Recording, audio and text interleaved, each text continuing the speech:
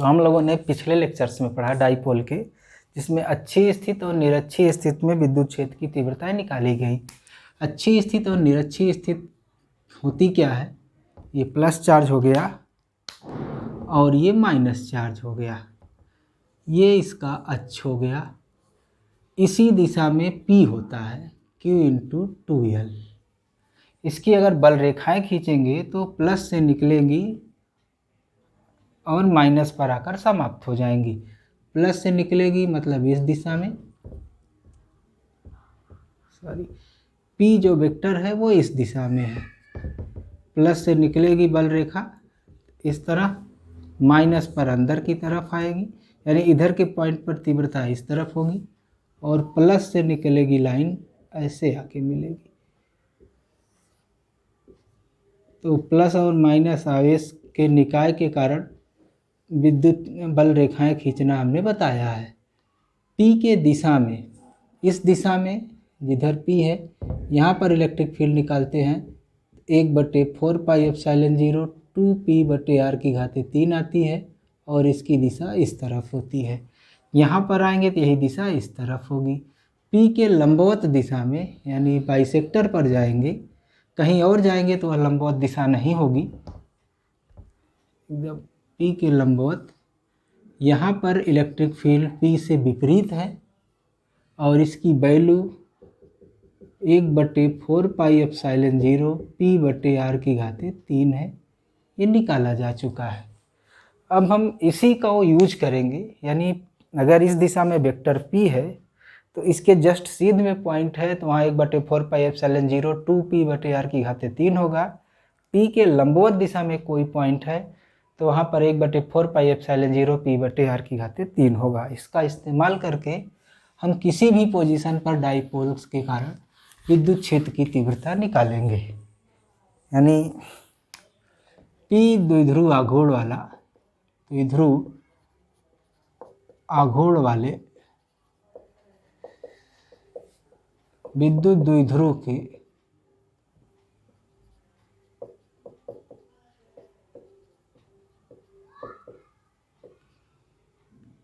किसी स्थिति में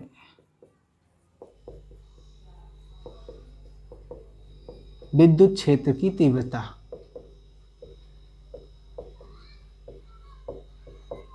एक डाइपोल लीजिए जिसमें एक नेगेटिव चार्ज है और एक पॉजिटिव चार्ज है, ये हमेशा से लेते आ रहे हैं। ये इसका अक्ष है। कोई भी पॉइंट लीजिए, मान लीजिए पॉइंट यहाँ पर है, ये A है, ये B है, बीच वाला पॉइंट C है, ये मान लीजिए पॉइंट D है जिसकी यहाँ से दूरी R है। सेंटर से इसकी दूरी कितनी है, R है। ये डाइपोल से किसी कोण पर स्थित है, ये कोण मान लीजिए थीटा है। इसका डाइपोल मोमेंट P है, मतलब P इस दिशा में है, इस दिशा में वेक्टर P। तो P के हम अब घटक निकाल सकते हैं इस थीटा कोण के कारण। ये इस दिशा में वेक्टर P है, डाइपोल मोमेंट है। इस दिशा में वाले पॉइंट पर हमको निकालना है, तो ये एंगल थीटा है। तो इसके लंबवत घटक हमको क्या मिलेगा और इसके दिशा में घटक क्या मिलेगा। P का CD दिशा में घटक, ये D पॉइंट है, और इस CD के लंबवत। ऐसा क्यों कर रहे हैं ये ध्यान दीजिए। हमको इस दिशा में डाइपोल मोमेंट मिल जाएगा तो इसका घटक, तो ये पॉइंट इसके निरक्षीय स्थिति में हो जाएगा और इस दिशा में जो कंपोनेंट मिलेगा इस P का, इस P का एक कंपोनेंट इस दिशा में, दूसरा कंपोनेंट इस दिशा में, तो इसके लिए ये अच्छी पॉइंट हो जाएगा। यानी P को हम इस तरह से ब्रेक करेंगे कि इस पॉइंट के लिए उसका एक घटक अच्छी स्थिति प्रदर्शित करता हो और दूसरा निरक्षीय स्थिति प्रदर्शित करता हो। तो P के घटक, वेक्टर P के DC वेक्टर P का के लंबवत घटक,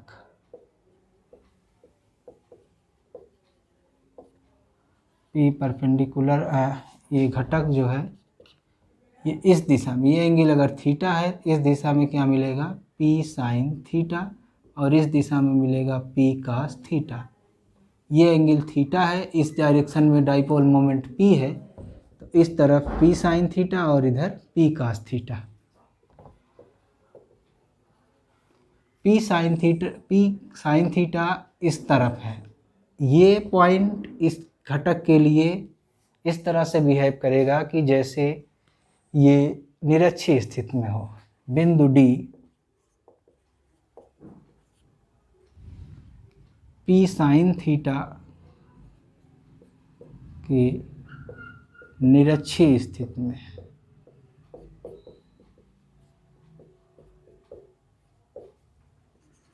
अतः P साइन थीटा घटक के कारण, P साइन थीटा घटक इस दिशा में है, P साइन थीटा घटक के कारण D पर विद्युत क्षेत्र की तीव्रता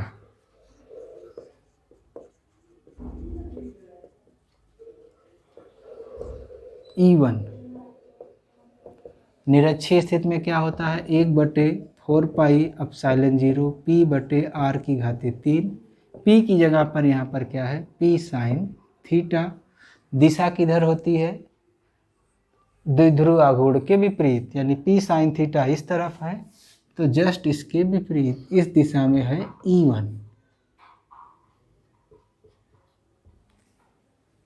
इसी तरह से E2 निकालेंगे, यानी दूसरा घटक P का CD की दिशा में घटक,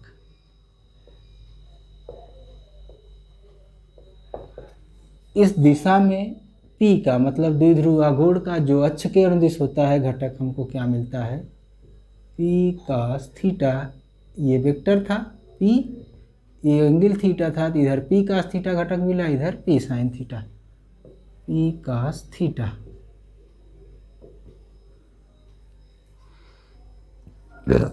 और P कास थीटा घटक के कारण घटक के लिए D अच्छी स्थिति में है, एक्सियल पोजीशन में है। मतलब एक डाइपोल को तोड़ के हमने दो डाइपोल बनाया, एक P sine theta dipole moment का और एक P cos theta dipole moment का। इसके लिए ये अच्छी स्थिति में है और इसके लिए ये निरक्षीय स्थिति में है। तो इसके लिए P कास थीटा के लिए D अच्छी स्थिति में है, अतः D पर P कास थीटा के कारण विद्युत क्षेत्र की तीव्रता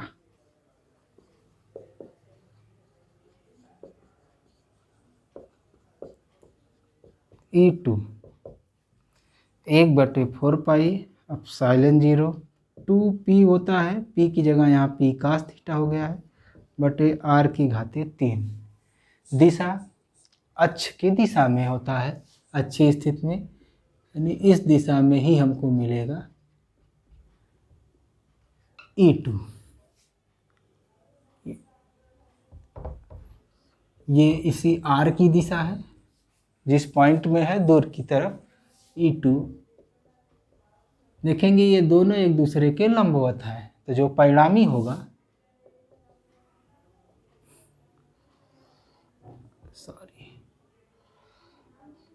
ये E है,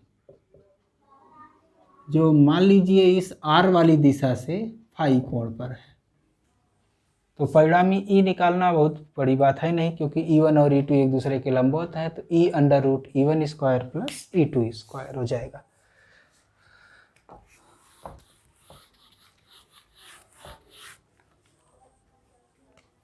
क्योंकि E1 परपेंडिकुलर है E2 के, अतः E1 तथा E2 का परिणामी E √E1² E1 square plus E2 square. E1 और E2 की वैल्यू पता है। E1 स्क्वायर मतलब 1/4πε0 P/r³ साइन थीटा पूरे का स्क्वायर प्लस दूसरे में 1/4πε0 2p cos θ/r³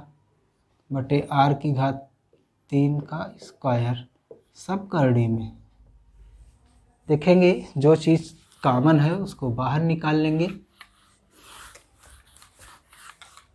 कॉमन क्या क्या है?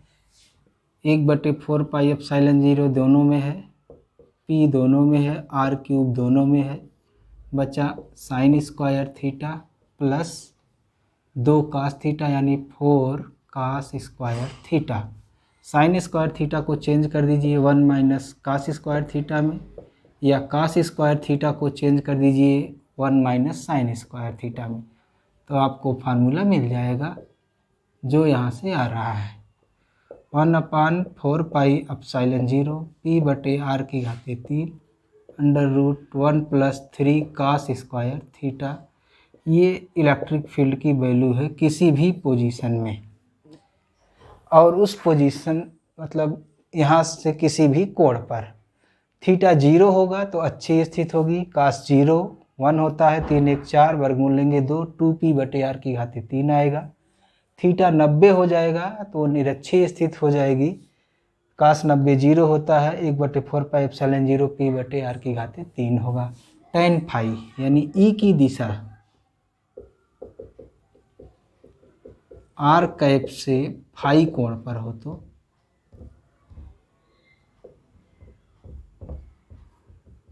r कैप का मतलब ये वाली दिशा E2 वाली, जैसे इस पॉइंट से जहाँ भी निकाल रहे हैं ऐसे मिलाइए दूर की तरफ, तो tan फाई बराबर क्या आएगा?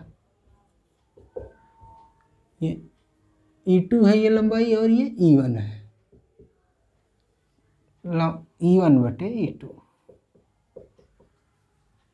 E1 और E2 की वैल्यू पता है, ये E1 है 1/4πε0 P/r³ E1 है, 1/4πε0 2p cos θ/r³ ये E2 है। तो सब कट जाएगा, बचेगा साइन थीटा और 2 cos थीटा, यानी साइन θ/2 cos थीटा, ये आएगा 1/2 tan थीटा। तो tan फाई की वैल्यू ये आएगी। थीटा 0 रखेंगे तो फाई 0 आएगा, थीटा 90 पर अपरिभाषित हो जाएगा, ये ध्यान रखिएगा। तो किसी भी कोण पर निकालेंगे तो अच्छी निरक्षीय स्थिति में जो निकाले हैं उस फार्मूले का हम उपयोग करते हैं।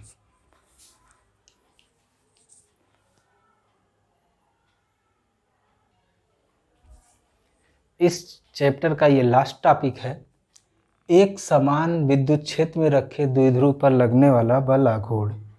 एक समान विद्युत क्षेत्र, एक समान विद्युत क्षेत्र का मतलब एक ऐसा रीजन है जिसमें विद्युत बल रेखाएं एक दूसरे के समांतर हैं। इसमें कोई भी एक डाइपोल रखा हुआ है तो उस पर कितना बल आघूर्ण कार्य करेगा ये हमको निकालना है। डाइपोल, ये मान लीजिए डाइपोल है जिसका नेगेटिव चार्ज यहाँ पर और पॉजिटिव चार्ज यहाँ पर है। ये नेगेटिव चार्ज और ये पॉजिटिव चार्ज, जैसे कि लिखते हैं ए है और ये बी है।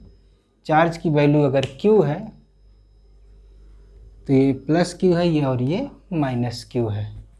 इस पर बल आघूर्ण कैसे कार्य करेगा ये देखते हैं। अब इलेक्ट्रिक फील्ड है जिसकी की इंटेंसिटी मान लीजिए E है। इलेक्ट्रिक फील्ड में कोई चार्ज रखा हो तो उस पर बल लगता है F बराबर Q इंटू ई, F बराबर Q इंटू ई। ये प्लस Q है, E से गुणा होगा तो प्लस Q E बल लगेगा। प्लस का मतलब डायरेक्शन E की जो है वही बल की दिशा है, यानी इस पर इस दिशा में बल लगेगा प्लस क्यू ई। इस पर जो बल लगेगा minus Q E. Minus Q E का मतलब वो इस दिशा से विपरीत, माइनस चार्ज पर इलेक्ट्रिक फील्ड से विपरीत दिशा में बल लगेगा क्यू ई। क्यू ई कहिए चाहिए माइनस क्यू वेक्टर ई बोलिए। तो देखेंगे ऐसे डाइपोल है, एक इस तरफ खींच रहा है, एक इस तरफ, ये इस तरह से क्या करेगा, घूमेगा। जब घूमेगा यानी बलाघूर्ण कार्य करेगा, जो बलाघूर्ण होगा वो बल की क्रिया रेखाओं के बीच की लंबवत दूरी होगी, यानी ये दूरी। इस दूरी को मान लीजिए क्या ये c है। इस दूरी को निकालेंगे, एक बल का परिमाण क्यू ई है, उसी में क्या कर देंगे, गुणा कर देंगे। p जो वेक्टर होता है इसका द्विध्रुव आघूर्ण वो इस दिशा में होता है, यानी p से इस दिशा से इसका कोण मान लीजिए क्या है, थीटा है। तो ये कोण भी क्या होगा, थीटा होगा। ये लंबाई अगर 2l है, ये थीटा है, तो ये लंब है, इसकी वैल्यू क्या आएगी, 2l साइन थीटा। यानी जो बल आघूर्ण हो गया क्यू ई गुणे 2l साइन थीटा हो गया, यही इसका बल आघूर्ण होगा। अभी जो हमने समझाया उसी को लिख दिया है कि ए बी विद्युत द्विध्रुव आघूर्ण, विद्युत द्विध्रुव जिसका द्विध्रुव आघूर्ण P है, Q इंटू 2l से लिखा जाता है, एक समान विद्युत क्षेत्र E में रखा गया है। P तथा E के बीच कोण थीटा है। P मतलब द्विध्रुव आघूर्ण इस दिशा में होता है और E यहाँ पर इस दिशा में है, इनके बीच का कोण थीटा है। प्लस Q पर आवेश पर बल प्लस इलेक्ट्रिक फील्ड की दिशा में, और माइनस Q आवेश पर बल क्यू ई है पर ई के विपरीत दिशा में, इस पर इस दिशा में, इस पर इस दिशा में बल लगता है, जिसके कारण एक बलयुग्म बनता है।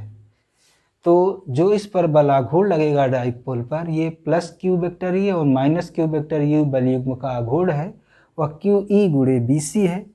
समकोण त्रिभुज ए बी सी से या ए सी बी से बी सी बराबर है 2l साइन थीटा। यानी हम यहाँ पर बल आघूर्ण को टाउ से लिखा जाता है Q E into 2l sine theta.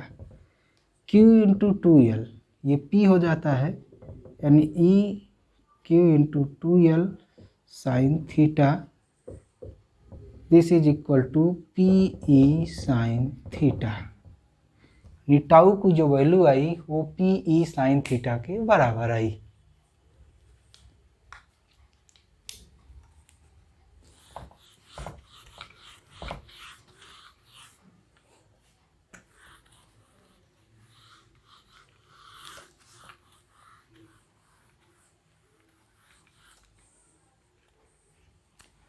Tau बराबर आ गया पी ई साइन थीटा।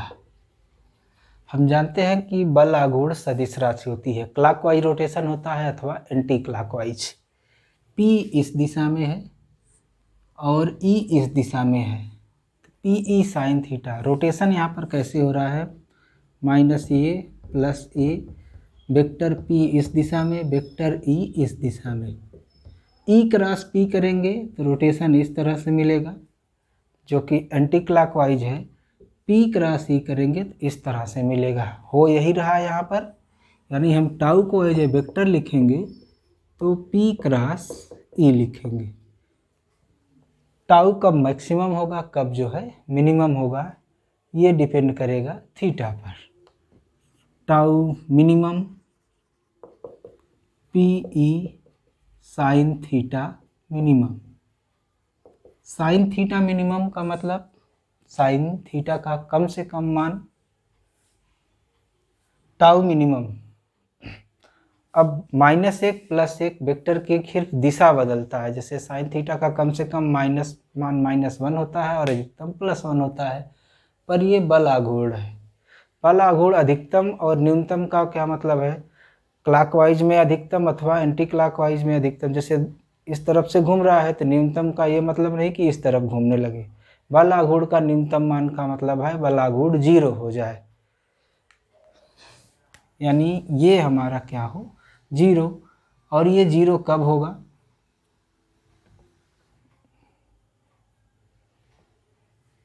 जब साइन थीटा क्या हो जाए 0, तो थीटा बराबर 0 डिग्री अथवा 180 degree.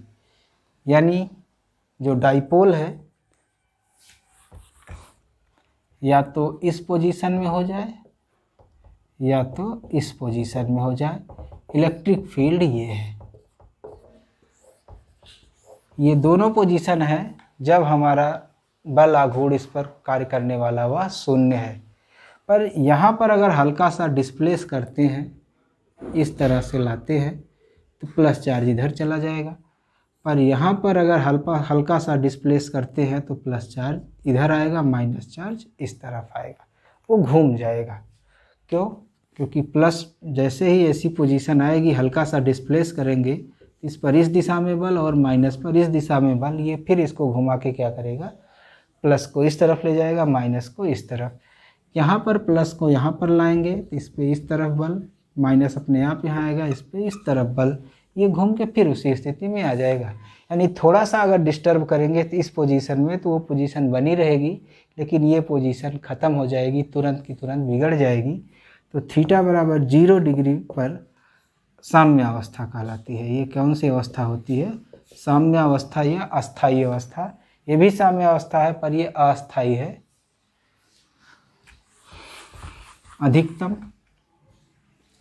Tau maximum PE sine theta maximum is equal to PE।